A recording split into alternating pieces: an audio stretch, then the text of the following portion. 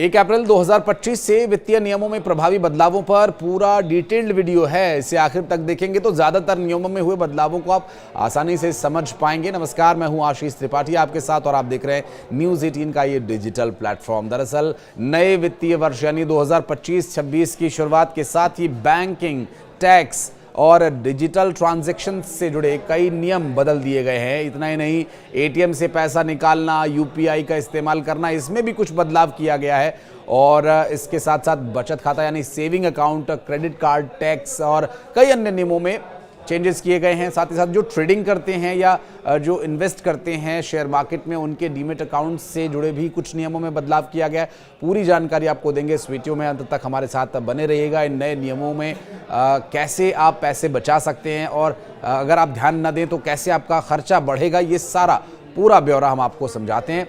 और शुरुआत करते हैं। सबसे पहले बात करेंगे डिजिटल बैंकिंग की, जिसका आप इन दिनों सबसे ज़्यादा इस्तेमाल किया करते हैं। डिजिटल बैंकिंग को बढ़ावा देने के लिए बैंक लगातार ग्राहकों के लिए कई फीचर्स जोड़ रहा है और अब ग्राहक ऑनलाइन बैंकिंग के जरिए पहले से बेहतर सेवाएं ले सकेंगे, क्योंकि इसके लिए बैंक ने आर्टिफिशियल इंटेलिजेंस से चलने वाले चैट बॉक्सेस का भी इस्तेमाल करना शुरू कर दिया। चैटबॉट कुछ लोग इसे बोलते हैं, जो ग्राहकों की मदद करेंगे। और इसके साथ ही डिजिटल लेन देन को सेफ बनाने के लिए 2 फैक्टर ऑथेंटिकेशन और बायोमेट्रिक वेरिफिकेशन जैसी सेफ्टी फीचर्स एडवांस लेवल पर यहाँ लेकर आए गए हैं। और यूपीआई एक ऐसी सेवा जो बहुत बड़े स्तर पर इस्तेमाल की जा रही है। अमूमन हम और आप हर रोज़ यूपीआई का इस्तेमाल करते हैं और लगभग सभी पेमेंट्स हम यूपीआई के थ्रू करने की कोशिश करते हैं। उसमें भी कुछ बदलाव किए गए हैं जिससे फॉल्स ट्रांजैक्शंस से बचा जा सके। और अगर किसी ग्राहक का यूपीआई अकाउंट लंबे समय से निष्क्रिय है तो बैंक उसे बंद कर सकता है। इससे यूपीआई ट्रांजैक्शन प्रभावित हो सकते हैं, इसलिए समय समय पर यूपीआई का इस्तेमाल आपको करते रहना चाहिए। थोड़ा और आसान भाषा में इसे आपको समझाने की कोशिश करते हैं। मान लीजिए एक नंबर, एक मोबाइल फ़ोन नंबर जो आप अभी यूज़ करते हैं और आपने उसे यूपीआई के साथ अटैच किया हुआ है, लिंक किया हुआ है, और किसी वजह से आप एक और नंबर यूज़ करते हैं, डेटा ज़्यादा चाहिए या कुछ ऑफिस के लिए अलग फ़ोन और घर वालों के लिए अलग फ़ोन, तो उस कंडीशन में भी दूसरे नंबर से अगर आप यूपीआई ट्रांजैक्शन करते हैं या यूपीआई में उसका इस्तेमाल करते हैं और पहले नंबर पर वो कुछ समय के लिए बंद हुआ है, तो ऐसा नहीं है कि उस नंबर से उसका लिंक हट जाएगा। लेकिन अमूमन जब हम कोई मोबाइल नंबर बहुत समय तक यूज़ नहीं करते हैं तो वो बंद हो जाता है। लेकिन यूपीआई में वो एक्टिव रहा। तो कई बार इस तरह की परेशानियां भी आई कि आपने किसी को पेमेंट किया और वो उनके किसी पुराने नंबर से लिंक्ड यूपीआई में चला गया, अब वो किसी को मिला नहीं। आपने तो पेमेंट कर दी लेकिन वो व्यक्ति तक पहुंचा नहीं, तो ये उसके लिए भी परेशानी की बात है और आपके लिए भी समस्या का विषय। तो ऐसे में अब यूपीआई ने ये सिस्टम लागू कर दिया है कि ज़्यादा समय तक इनएक्टिव नंबर जो यूपीआई से कनेक्ट है वो नंबर भी साथ साथ बंद कर दिया जाएगा। यूपीआई के साथ साथ उस यूपीआई आईडी को भी टेम्परेली एक्सपायर किया जा सकता है, या अब वो आगे जब इस्तेमाल में आएगा तो ज़्यादा बेहतर तरीके से समझ में आएगा। अभी तक मिल रही जानकारी के अनुसार नंबर के साथ साथ यूपीआई की आईडी को भी इनएक्टिव किया जा सकता है।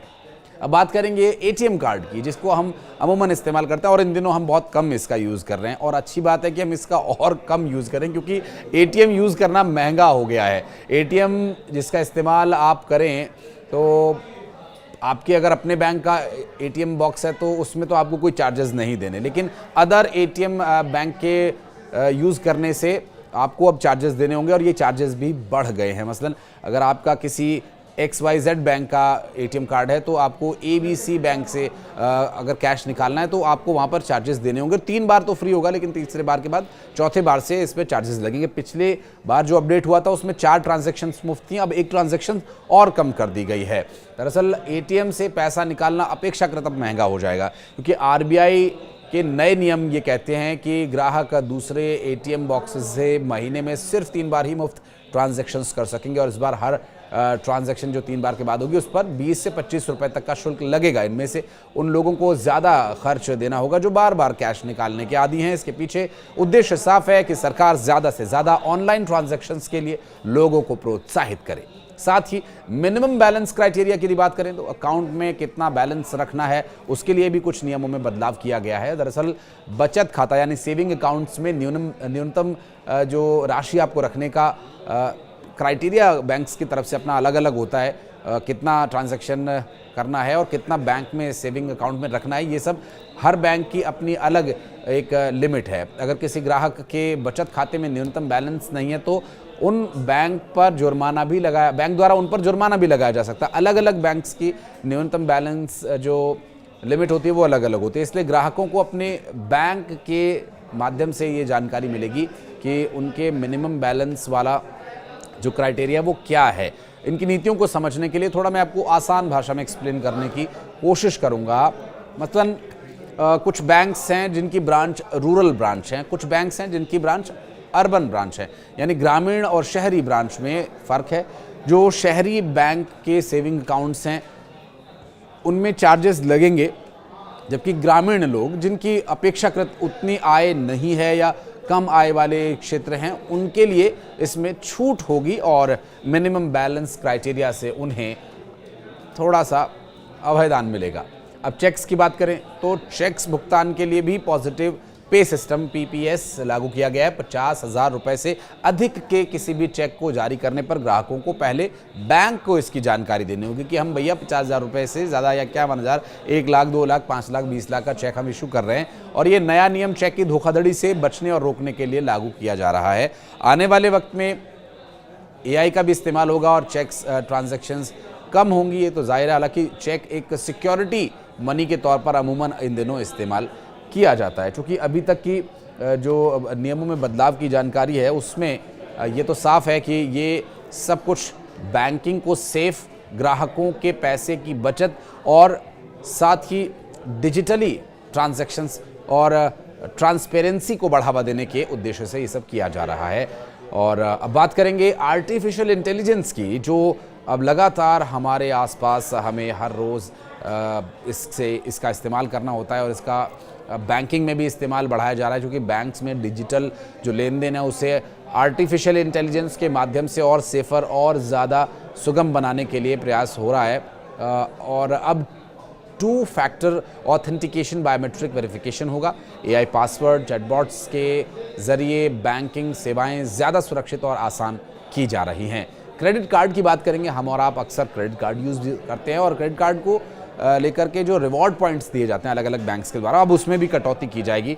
और SBI और IDFC, फर्स्ट बैंक जैसे कई बैंक्स ने क्रेडिट कार्ड के रिवॉर्ड पॉइंट्स और अन्य सभी में कटौती की घोषणा कर दी है और कटौती हो भी रही है। दरअसल इसमें बताया ये भी जा रहा है कि जो क्रेडिट कार्ड यूज़ करने वाले ग्राहक हैं वो ये बात समझेंगे कि अलग अलग बैंक्स जो ग्राहकों को लुभाने के लिए पॉइंट्स देते हैं, रिवॉर्ड पॉइंट्स देते हैं, उसमें कुछ कैश उन्हें मिलता है या कुछ पॉइंट्स मिलते हैं जिससे वो शॉपिंग में उसे रिडीम कर सकते हैं। इस तरह की जो सेवाएं हैं वो क्रेडिट कार्ड यूज़ न करें या क्रेडिट कार्ड कम यूज़ करें, इस उद्देश्य से, क्योंकि जो प्रोत्साहन दिया जा रहा था वो प्रोत्साहन रोक दिया गया है। हालांकि आपसी कंपटीशन की वजह से भी बैंक्स इसके अलग अलग लिमिट्स के साथ ये दिया करते हैं। और स्विगी और विस्तारा क्लब जैसी सेवाओं को लेकर रिवॉर्ड पॉइंट्स भी अब कम कर दिए गए हैं। बेसिकली ये कार्ड इस्तेमाल करने के लिए लोगों को प्रोत्साहित करने वाले पॉइंट्स अलग अलग बैंक्स के द्वारा अलग अलग ग्राहकों को लुभाने के लिए दिए जाते रहे हैं। आधार कार्ड और पैन कार्ड, आपका ये अकाउंट से लिंक होना बहुत ज़रूरी है। पैन और आधार लिंक अगर लिंक्ड नहीं है तो ये डिविडेंड और आपके कैपिटल गेन पर TDS ज़्यादा खर्च कर देगा या TDS आपका ज़्यादा कट जाएगा। इतना ही नहीं, टैक्स रिफंड में भी देरी होगी इससे। और अगर आप पैन आधार लिंक नहीं किए हुए हैं तो बहुत जल्दी इसे लिंक कर लीजिए। TDS पर ज़्यादा इसका फोकस है और इसका ज़्यादा प्रभाव पड़ेगा। इतना ही नहीं, टैक्स रिफंड में भी इससे देरी हो सकती है। तो ये वो कुछ नियम हैं जिससे कि अब आप प्रभावी समझें और इस प्रभावी नियम से अगर आप जानकार रहेंगे, इस प्रभावी नियम से अगर आप परिचित रहेंगे तो निश्चित रूप से आपका पैसा सेफ रहेगा और आपको कम परेशानी झेलनी पड़ेगी। वीडियो में अगर आप यहाँ तक आ गए हैं तो एक धन्यवाद भी आपका बनता है। और अगर आप कुछ और नए नियमों के बारे में जानना चाहते हैं, मसलन किसी नियम के बारे में आपको समझ में नहीं आया या कुछ आप और जानना चाहते हैं, तो कमेंट सेक्शन में आके अपनी उपस्थिति दर्ज कराएं। कोशिश करेंगे कि आपकी समस्या का हल करें और एक और वीडियो इस पर आपके लिए स्पेशली बनाकर आपके सामने प्रस्तुत करें। धन्यवाद।